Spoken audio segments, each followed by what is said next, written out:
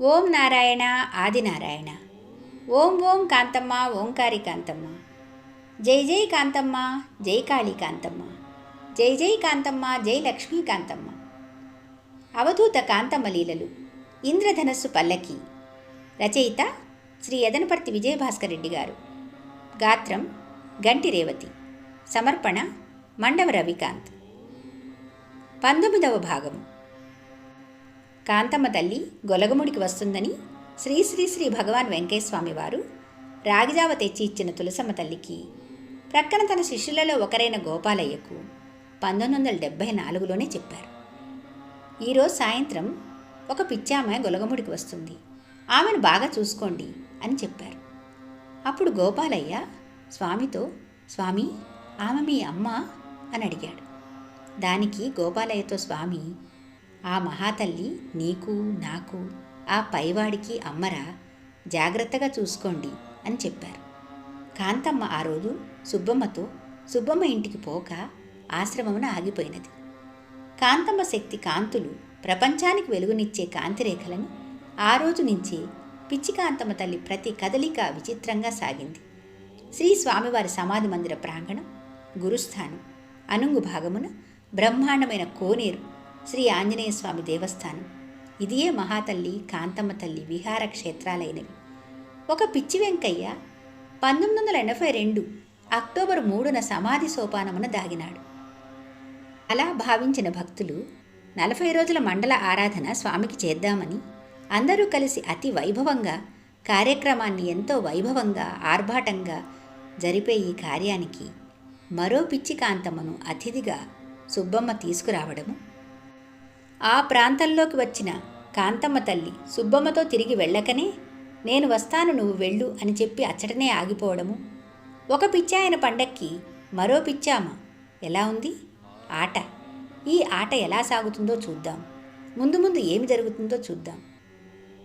అలనాడు పిచ్చి వెంకయ్యగా పిలువబడిన వెంకయ్యస్వామి అవధూతగా శ్రీ శ్రీ శ్రీ వెంకయ్యస్వామిగా భగవాన్ వెంకయ్యగా కోటి ప్రభలతో వెలిగిపోతున్న సమయంలో స్వామి తన అవతారాన్ని చాలించారు అని భక్తులంతా ఆశ్చర్యానందాలతో భరించరాని దుఃఖంతో అప్పుడప్పుడే తేరుకుంటున్న వెంకయ్యస్వామి శిష్యగణం సైతం కోలుకోలేని దుఃఖసాగరాన్ని తనివితీరా అనుభవిస్తూ ఆ 40 రోజుల మండల పూర్ణిమ నాడు పరిపూర్ణానందంతో ఏదో తెలియని ఆకలి అనే సాకుతో గొల్లవారి గొంది ఆ యాదవుల సేవను సైతం దాదాపు 7-8 సంవత్సరాలు తాను పొంది వారికి తన భక్తి ప్రవర్తనలను సైతం అందించి చివరకు తనకు తానుగా ఆశ్రమానికి రాకుండా ఆకలి అనే మిషతో సుబ్బమ్మ గారిని ప్రేరేపించి అద్భుత రీతిలో సుబ్బమ్మను అనుసరించిన పావనమూర్తి స్వామి దర్శనానికి ఆశ్రమానికి వచ్చి ఆ సుబ్బమ్మ చేతనే తన తొలి స్వామి ప్రసాదాన్ని స్వీకరించి అందున సగభాగము పంచభూతాలకు అర్పించి మిగతా సగాన్ని తాను గ్రహించి ఏమీ ఎరుగని అబలలా మరోసారి సుబ్బమ్మకు దర్శనమిచ్చి స్వామి సన్నిధిలో నిలిచిందంటే ఆ సుబ్బమ్మ ఎంతటి ధన్యురాలో కదా. ముక్తిదాయకమైన ఈ సంఘటన పూర్తిగా చెయ్యిపట్టి తీసుకువచ్చిన సుబ్బమ్మ గారికి కించెత్తైన అంతుచిక్కనీయక తన అవధూత తత్వానికి మరో మెట్టు జరగబోయే శ్రీ కాంతమ్మ తల్లి అద్వితీయ లీల ఎవరికి అర్థమవుతుంది? ఈ అద్భుతమైన లీలా వినోదిని ఆడిన ఒక ఆట, ఈ ఆటలో మనందరినీ కూడా ఆటబొమ్మలను చేసి తను ఆటబొమ్మలా మెలిగి మనలను పూర్తిగా ఆటబొమ్మలను చేసిన ఆ తల్లి నిక్కచ్చి నిర్మాత, నిర్మాణ గ్రహీత, ఈ జగతికి సిరినేత. ఇక్కడ జనంలో తన ఆట ఎలా సాగింది? మనుషుల మధ్య మానవతా స్త్రీ దేవత ఎలా అయింది? పంచభూతాలు ఏకమైన తన ప్రేమానురాగాలను ఈ జాతికి ఎలా తెలియజేసింది? ఈ పరంపర ఎలా కొనసాగించింది అనేది మనం 2వ భాగంలో చూస్తాం. అప్పటిదాకా అమ్మ కొన్ని లీలలను మనం గమనించాలి. అందరి ఇళ్లలో వాకిళ్లలో పశువుల కొట్టాలలో నిద్రించడం, వారి ఇళ్లలో కళ్ళాపు కొట్టి నీటితో కడిగి నచ్చని ముగ్గును చెరిపి ముగ్గును ముద్దుగా వేసి సన్నని ముగ్గుచారలు అలంకరించి అందరి మహిళామణులతో కూడా తాను వారిలో ఒకరుగా జీవనం సాగించి కొట్లాడి వారిని కొట్టి సాయంత్రానికి స్నేహపూరితమైన సాంగత్యమును సంతరించి అందరి మన్ననలు ప్రశంసలు దీవెనలు తీసుకొని ఒకరికి అబలగాని ఏమీ ఎరుగని ఆ పసికందుల పిచ్చిది పిచ్చిది అని వారు పిలుచుచుండా వారి ముందు పిచ్చి కాంతమ్మగా తిరిగి ఎవరైనా కోపిస్తే నవ్వించి, నవ్విస్తే కవ్వించిన బాధించిన మన పిచ్చికాంతమ్మ ఇక ఏమి చేయబోతుంది అనేది ఒక మహత్తర మహిమాన్వితమైన యజ్ఞం.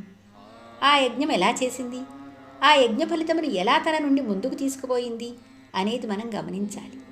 శ్రీ భగవాన్ వెంకయ్యస్వామి వారి ఆలయ ప్రాంగణ ఆశ్రమం నందు భక్తులు ప్రతిరోజు వస్తూ దినదిన ప్రవర్ధమానమై వర్ధిల్లుతున్న రోజులవి. ఎందరో వ్యాధిగ్రస్తులు, దయ్యాలు పట్టినవారు, భూతాలు పట్టినవారు, గ్రహపీడితులు, మతిస్థిమితం లేనివారు, భిక్షకాళ్ళు, భిక్షువులు, భక్తులు ఆలయ ప్రాంగణమంతా వేలాదిగా ఆ ఆశ్రమ ప్రాంగణమందు నిద్రిస్తుంటారు. పగలనక రాత్రనక ఆ చుట్టుప్రక్కల జనులు సైతం గొలగముడికి వచ్చి స్వామి దర్శనానంతరం నిద్ర చేసి వెళ్తుండేవారు. ఇలా దినదినాభివృద్ధిగా కమిటీ వారు నిర్వహిస్తూ పూజలు చేస్తూ ఉన్న రోజులవి. ఓం నారాయణ ఆదినారాయణ అనే మంత్రం తప్ప ఎలాంటి భజన చేసేవారు కాదు. ఎవరు వచ్చినా కూడా రకరకములైన పద్ధతిలో వారికి తోచినట్లుగా తెలిసో తెలియకో ఓం నారాయణ ఆదినారాయణ నామము 24 గంటలు పాడుతుండేవారు, భజన చేస్తుండేవారు.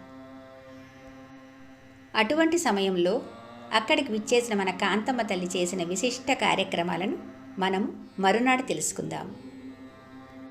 ఈనాటి ఈ భాగాన్ని ముగించే ముందుగా ఇందులోని ఒక విశేషాన్ని తిరిగి మీతో పంచుకుంటున్నాను. ఇక్కడ ఒక పిచ్చి వెంకయ్య 1982 అక్టోబర్ 3న సమాధి సోపానమున దాగినాడనుకుని 40 రోజుల మండల ఆరాధన స్వామికి చేద్దామని భక్తులందరూ కలిసి అతి వైభవంగా కార్యక్రమాన్ని ఎంతో వైభవంగా ఆర్భాటంగా జరిగే కార్యానికి మరో పిచ్చికాంతమ్మను అతిథిగా సుబ్బమ్మ తీసుకురావడము, ఆ ఆశ్రమ ప్రాంగణంలోనికి వచ్చిన కాంతమ్మ తల్లి సుబ్బమ్మతో తిరిగి వెళ్ళకనే నేను వస్తాను నువ్వు వెళ్ళు అని చెప్పి అచ్చటనే ఆగిపోవడము, ఒక పిచ్చాయన పండక్కి మరో పిచ్చామ ఎలా ఉంది ఆట, ఈ ఆట ఎలా సాగుతుందో చూద్దాం అని ఇక్కడ మనం చదువుకున్నాం.